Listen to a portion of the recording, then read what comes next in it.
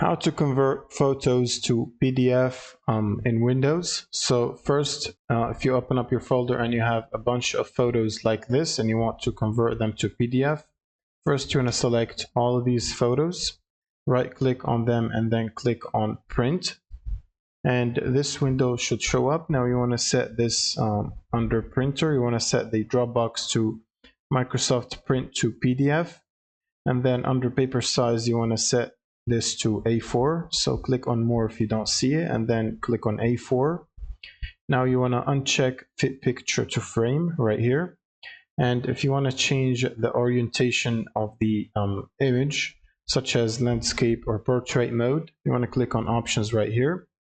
And it will bring up this window. Click on printer properties.